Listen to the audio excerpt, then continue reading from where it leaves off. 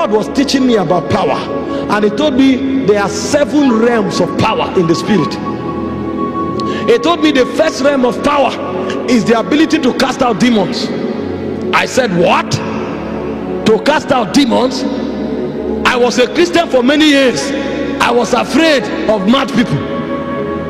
I know how we labored in deliverance service to cast out demons.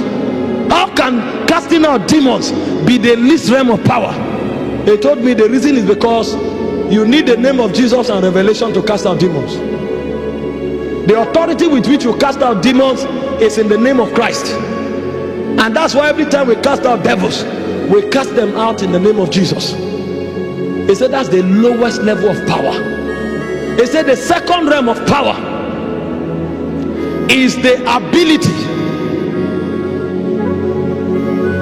to subject creation to the government of God. I said, how is that? He said the earnest expectation of the creation, he waited for the manifestation of the sons of God. A son of God is not a child of God. A child of God is him that believes in Christ and receive his life. A son of God is one that behold him and is changed. A son of God is one that is led of the Spirit. You can listen to the message of an evangelist and become a child of God, but for you to become a son of God, you must be led by the Spirit. You must be transformed from inside. So it takes more to be a son than to be a child.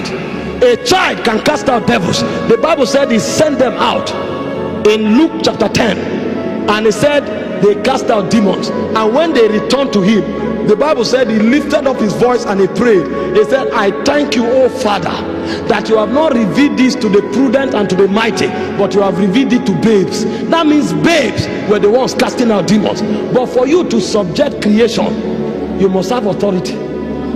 It takes more than a revelation of the name of Jesus to come to address creation. Creation must see in your life that you are a son of God indeed. That's why when he stood on the water, he said to the wind, be still.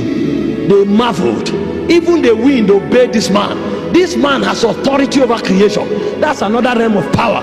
And God told me, as mighty as that looks, he said it's a low realm. He said the third realm of power is the ability to tame the flesh. The ability to rule the flesh is superior to the ability to cast out demons. Is superior to the ability to take a city. The Bible said, who is that man that is perfect? Is a man that have control over his tongue. It said the man who can rule himself is greater than the man that can take a city. So ability to rule flesh is a superior dimension of power than casting out demons. We have a generation where people are obsessed about miracles, but they are walking in sin comfortably. The guy is ruled by an addiction.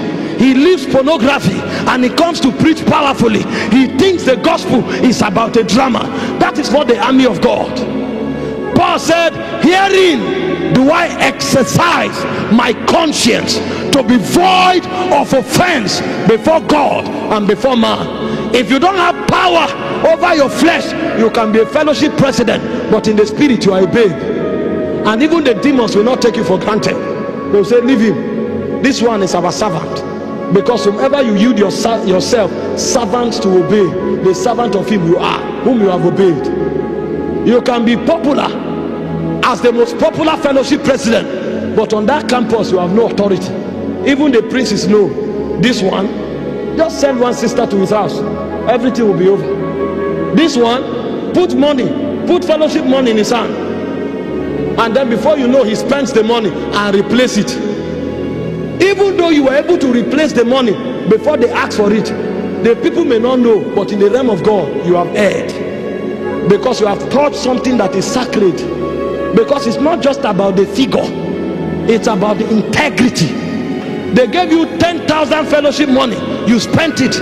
When they needed the money, you called your friend, he sent 10,000, you brought 10,000. They are not the same. The one you spent is not money. The one you spent is the trust of the fellowship.